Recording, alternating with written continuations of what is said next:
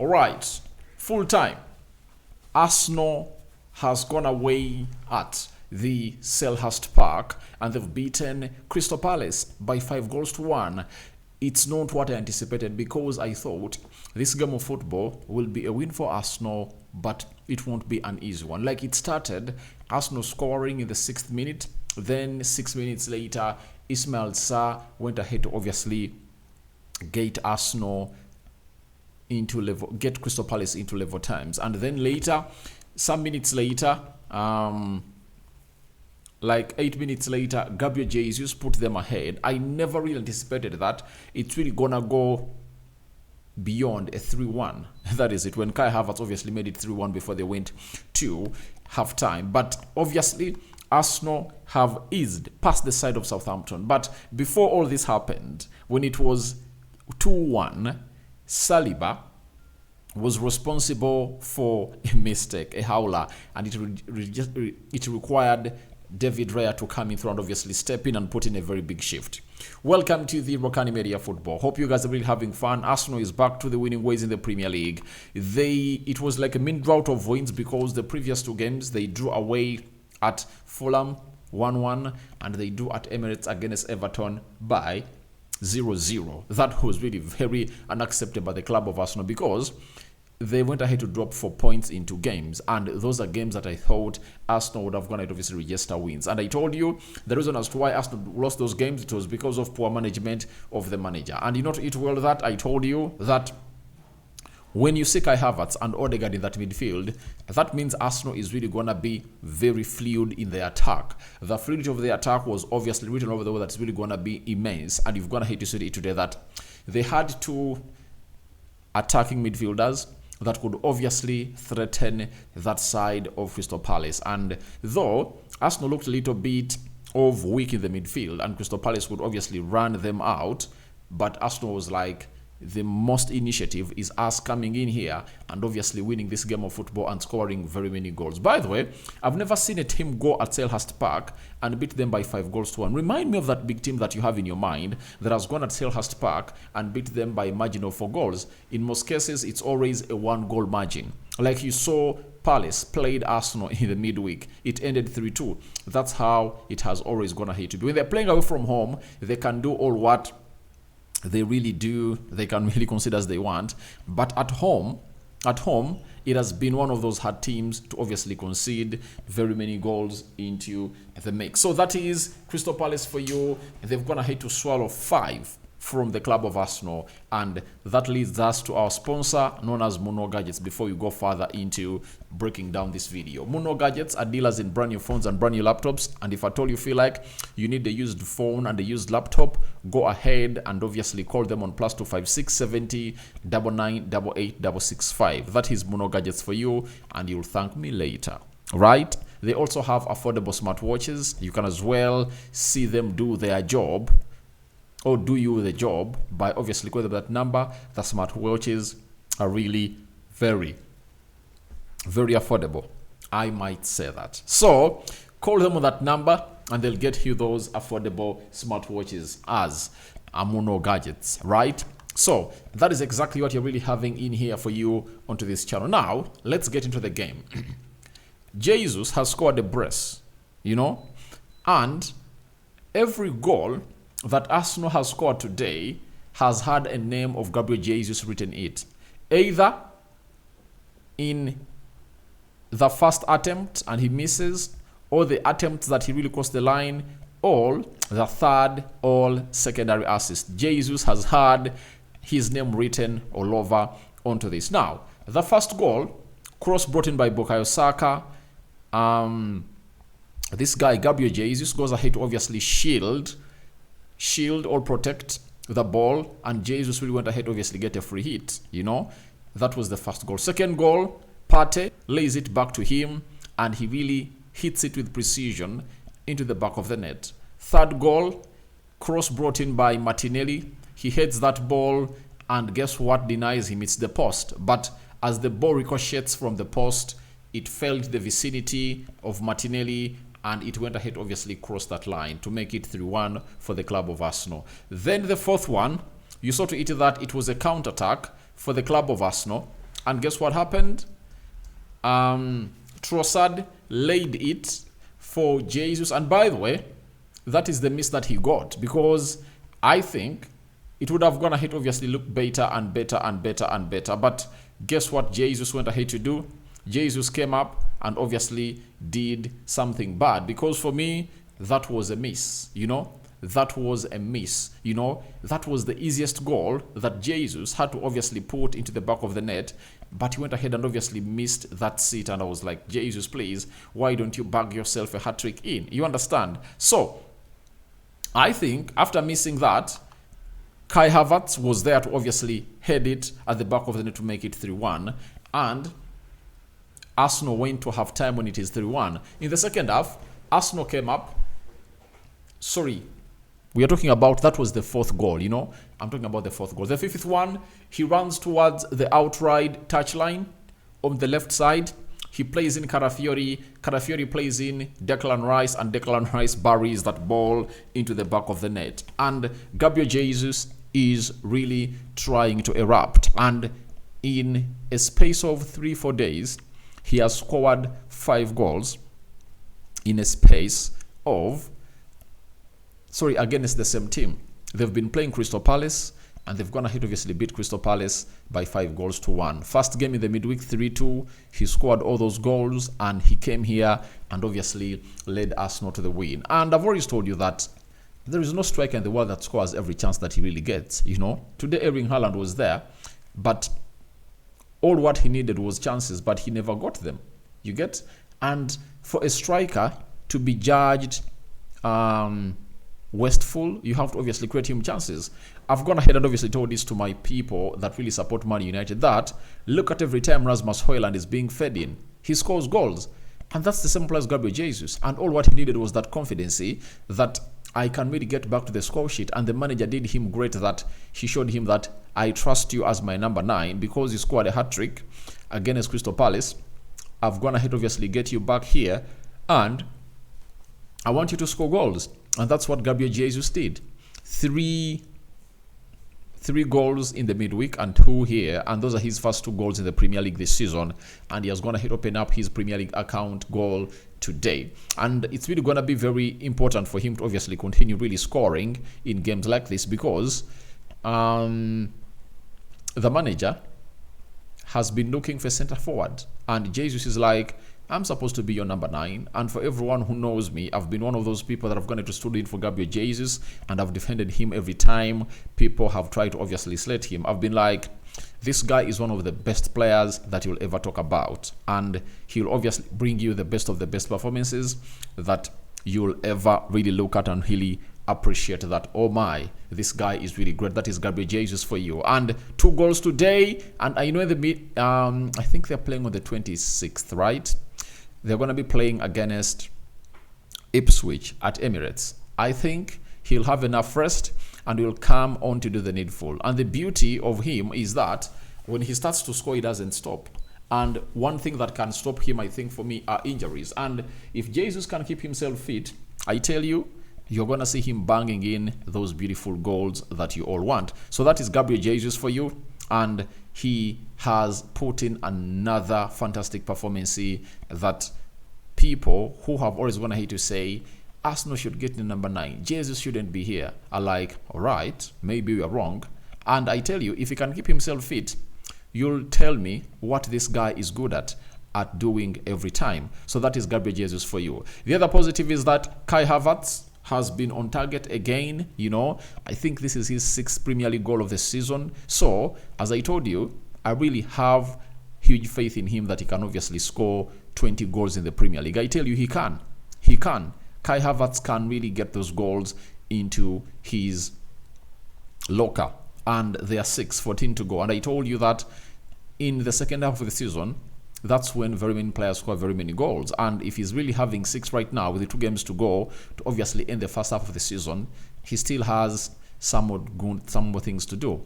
With they are left with Ipswich to play, and who else? Arsenal is playing Ipswich, and then Brentford. 2 games to go. I know really Arsenal have a very huge chance of really winning all those two games, and Jesus and Kai Havertz are really going to be on target. And the competition is really fair.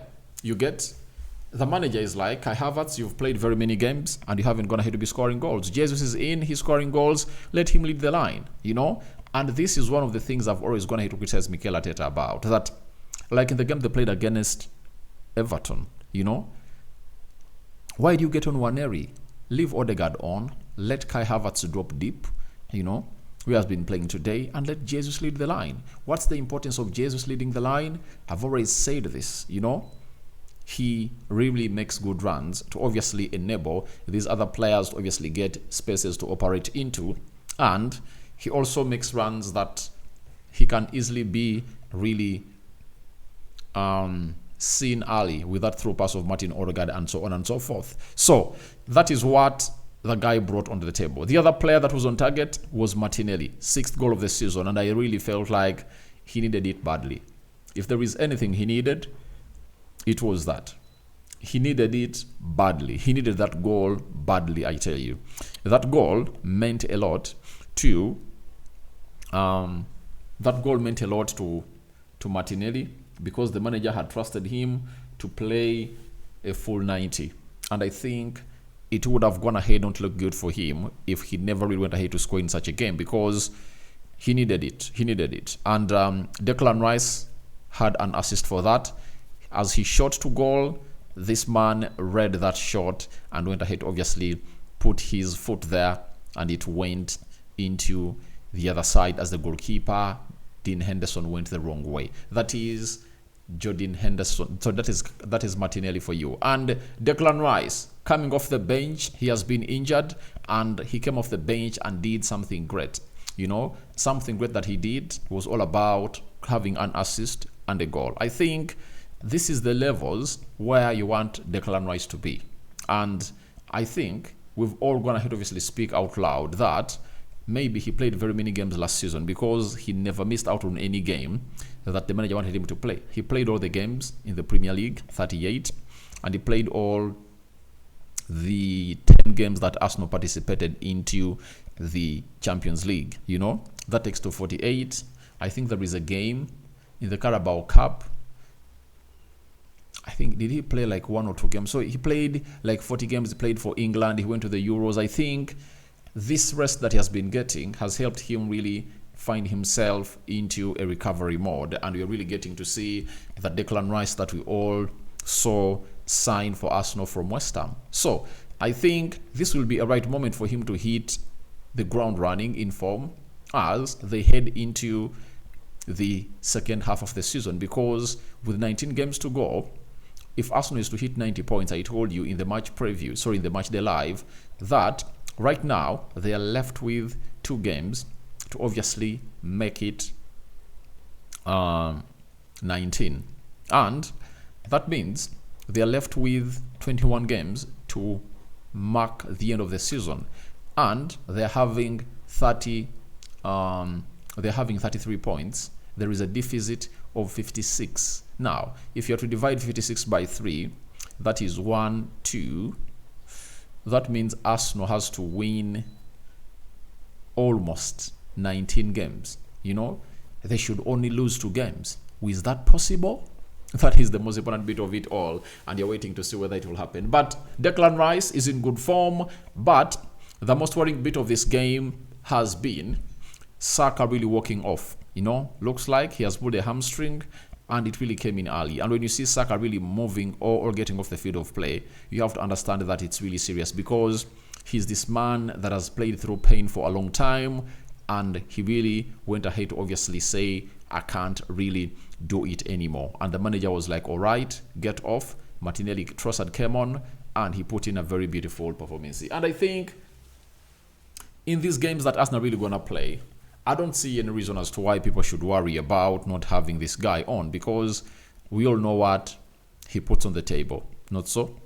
We all know what he has to do with his foot, and he's great. He has been doing great, but Ipswich and Bournemouth, I think Arsenal can do without him. If at all he needs to be rested, let him be rested, and Arsenal really warm up for the other 19 games that are really going to be very important, because tomorrow we don't know what is really going to be coming in through from the result of Liverpool and Tottenham Hotspur. If they get a draw, they'll be like 4 points ahead of Arsenal with a game in hand. So if they lose to Spurs, you know what it is. So that is it for the club of Arsenal, and let's get into the match stats and how they really went ahead. Obviously happen at the Selhurst Park, a team that was going to head to boss the team, and they are bossing all London teams. I tell you what, Arsenal is really trying to be very, very unruly when it comes to obviously facing on these London teams. They've gone ahead to obviously show the world that they are the Kings of London. 15 shots by Crystal Palace. Arsenal had 14. Both had 6 shots on target, meaning that Arsenal have been very clinical. Out of the 6 shots, 5 crossed the line. 41% ball possession by Crystal Palace. Arsenal had 59%. 319 passes completed by Crystal Palace. Arsenal had 545. 81% passing accuracy by Crystal Palace. Then Arsenal had 87%. Then 9 fouls by Crystal Palace. Arsenal had 8 fouls. 2 yellow cards issued to both sides. 0 red cards issued to either sides. 1 offside to Crystal Palace. Arsenal had 0 offsides. Then 3 corners to Crystal Palace and 3 corners to the club of Arsenal. And by the way, Arsenal have gone ahead to yet score from another set piece, because that goal of Gabriel Jesus comes in from a set piece. And you saw that header that was denied to cross the line by the crossbar coming in through from Gabriel Magalhaes. You understand? So they've been deadly on set pieces, and they've gone ahead obviously get another goal from a set piece. That is it. So those are the stats of the game, and that's how everything went down at the Emirates Stadium. Now, how does the table really look like? Liverpool are still topping the table, as you see there. Liverpool are still topping the table, as you see there. 15 games played. They're having 13 points with a goal difference of 18. Chelsea, 16 games played, 34 points. They're really having a goal difference of 18. Arsenal, 17 games played, 33 points, are having a goal difference of 18. That means Arsenal is 3 points off Liverpool and 1 point off Chelsea. And I think Chelsea is playing tomorrow also, right? Are they playing Brentford? Yeah, I think they're playing Brentford. Nottingham Forest, 4th, 17 games. They're really having 31 points. They've gone ahead, obviously, beat, I think, have they beat Brentford today by 2-0? There is a team they've beat by 2-0. So that shows you exactly how things are really panning out into the Premier League. Aston Villa has beaten Man City by 2-1. They are 5th with 28 points. Man City is 6th with 27 points. They're going to play maximum games. Bournemouth taking on Man United tomorrow. Brighton has drawn with West Ham 1-1. Fulham playing tomorrow. So that's what you're really having in here at the Rokani Media Football. So that's how everything is really panning out. Arsenal's next games is Ipswich and Brentford. I don't know how strong Arsenal is really going to be to obviously come up and obviously put in the shift, but I tell you, Arsenal is really having a very good goal, and they're really doing a fantastic job into their title charge. And for everyone who thinks that Arsenal is off the trophy, I'm like, football is not meant for you. Football is not meant for you, because you never knew that Liverpool could miss out on the game of Everton to obviously register a game in hand, and you cannot cross the bridge before you reach it.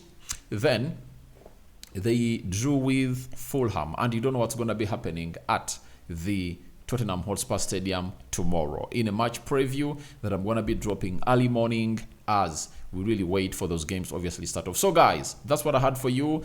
Go into the comment section, tell me your thoughts about this game of Crystal Palace and Arsenal. But Saliba, he really looked sloppy today. I don't know what it's the cause, but he really looked very sloppy, I can tell you. So guys, we out. See you later, and continue to subscribe, because we want to hit 30,000 subscribers. But we are few subscribers away from hitting 24,000 onto this channel. continue to subscribe, and you won't regret anything that will be broadcasting to you live onto this channel. So player ratings are coming in through 2-3 hours from now, and you guys will enjoy them here. Bye bye.